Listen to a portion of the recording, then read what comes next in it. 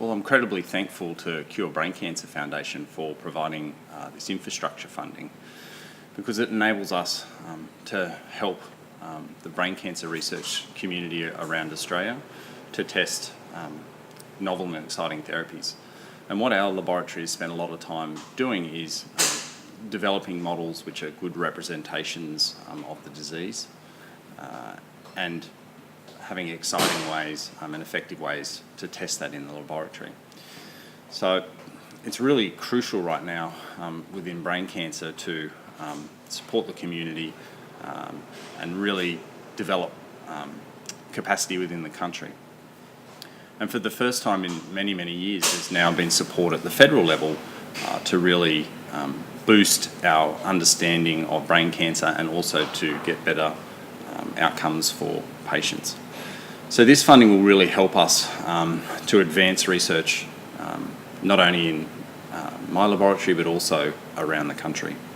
Another interesting aspect of this funding is that it will be used to develop models of the recurrent disease setting, and we know that this is a very much understudied part of brain cancer where invariably the tumour recurs in almost 100% of patients, and we need to understand that recurrent disease better if we are to have better outcomes in these incurable diseases.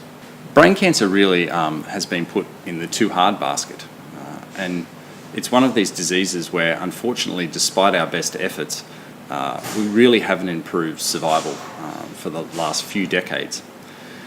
But now for the first time we're seeing initiatives at the federal level and also really great support through foundations such as Cure Brain Cancer Foundation to really build capacity within Australia. And for me, I guess it's a really exciting time in that I feel like, for the first time we have people outside of our field within Australia interested in brain cancer and wanting to do brain cancer research.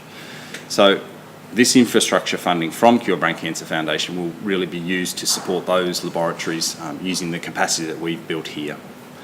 And really to test not only the ideas that we have, but also the ideas of others. And I think in this way, we're really able to bring the community together and actually test ideas that once we'd never been able to do and actually take those through to the clinic.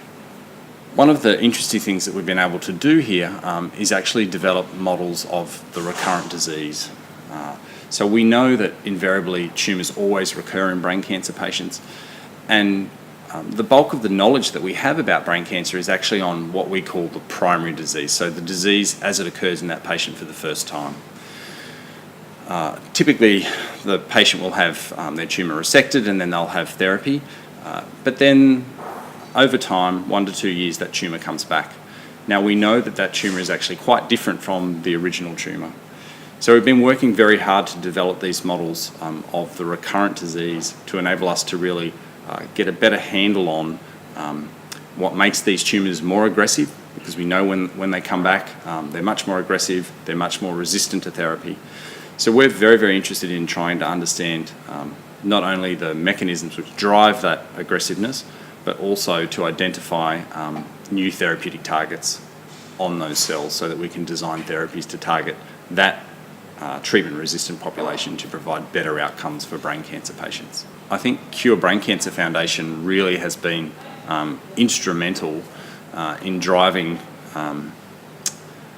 this groundswell of interest that we're having in brain cancer at the moment. They've toiled away for many years to sort of raise the profile, and they've been great in the community getting out there, and a huge thank you to the donors. So without them, we just wouldn't have the funding to be able to undertake the research that we're doing. And I think now, at least it feels to me that we're kind of at a tipping point where we have politicians interested and we have money committed at the federal level. The science is going really well. The community is interested. And I can see that the next 5 to 10 years is going to be a really exciting time in Australia for brain cancer.